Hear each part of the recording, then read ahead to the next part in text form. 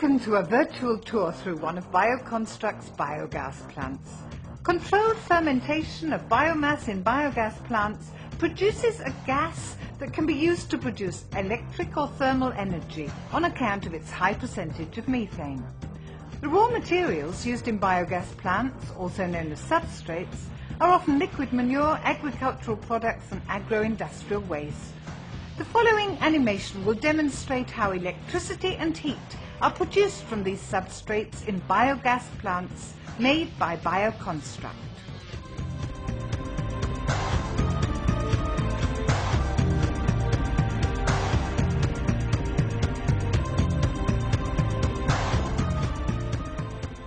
This biogas plant uses ensilaged maize as one of its renewable raw materials.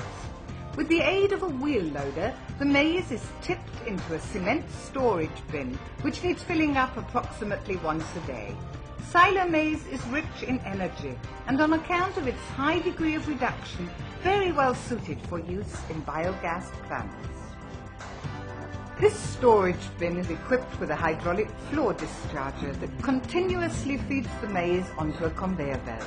A scale under the conveyor belt registers the weight of the maize silage.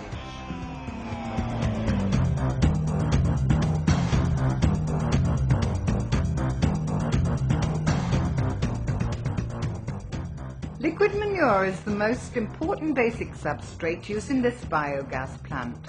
After a short interim storage in the pigsties, it is pumped through pipes directly into the blending pump beside the maize conveyor belt.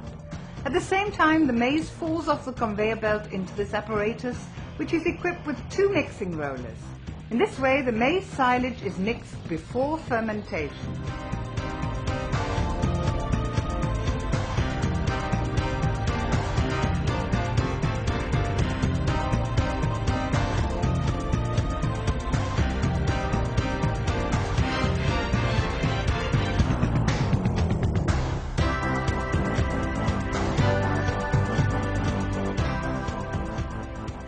With this technology, it is possible to supply several fermentation tanks, also known as fermenters, with fresh substrates, even if they are not close together. Liquid waste from the food industry is the third substrate used in this plant. As the availability of such waste varies considerably, a large storage pit should be installed. Integrating this into a hall serves to minimize smells and to help prevent epidemics. Now the liquid waste is heated with hot water to 70 degrees centigrade in a tubular heat exchanger using a countercurrent process.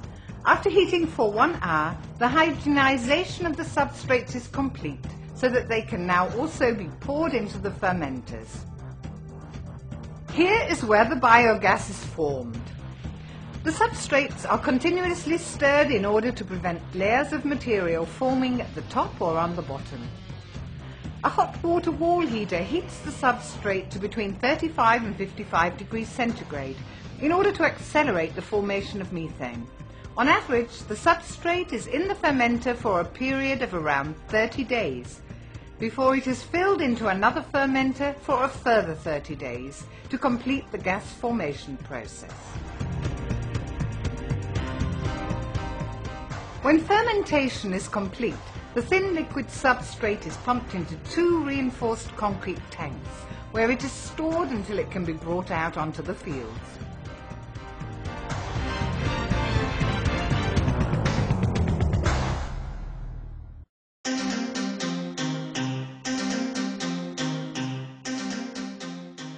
If the fermenters are filled regularly with biomass, are airtight, heated and regularly stirred, the biogas forms within a matter of days.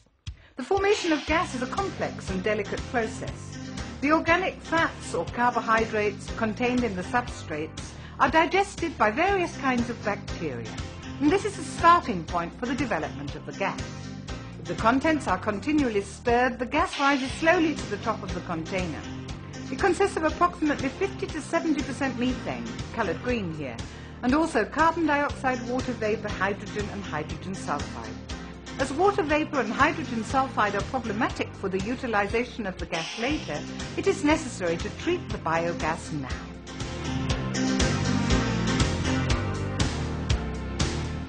The gas is first freed from water vapour, coloured blue here.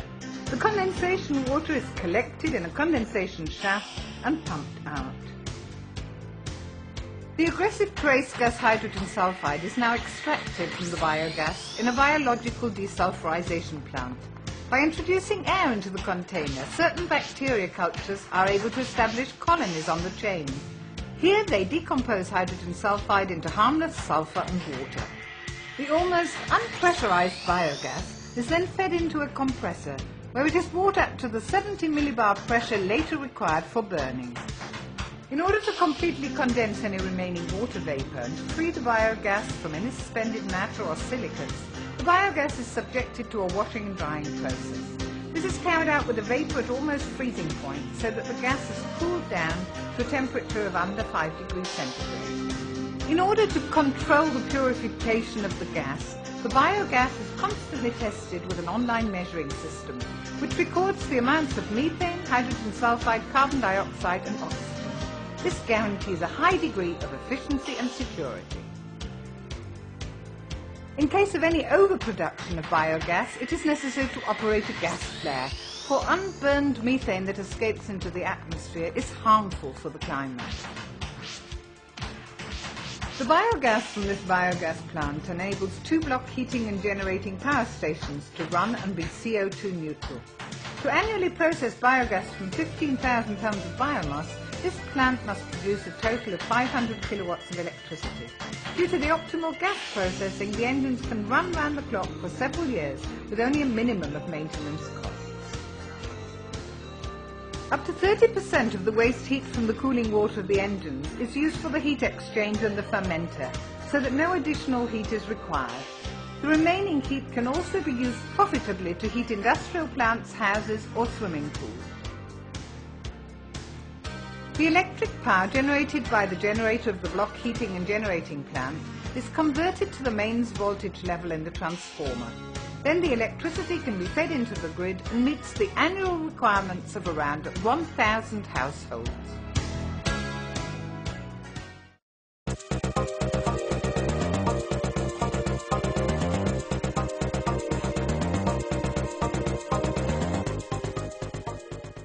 A biogas plant with an annual operating capacity of 15,000 tonnes a year requires 3 to 5 hours work daily.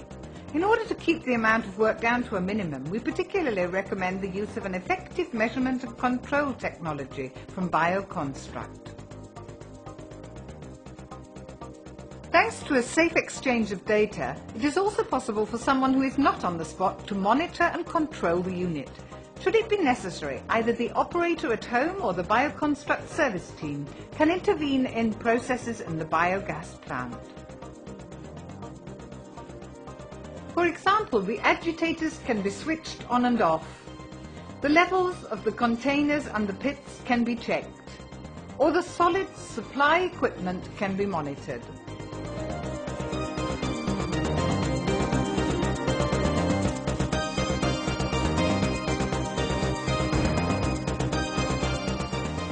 Information about malfunctions or an expensive standstill of the block heating and generating plant can be registered on Bioconstruct's service computer or on the operator's mobile phone.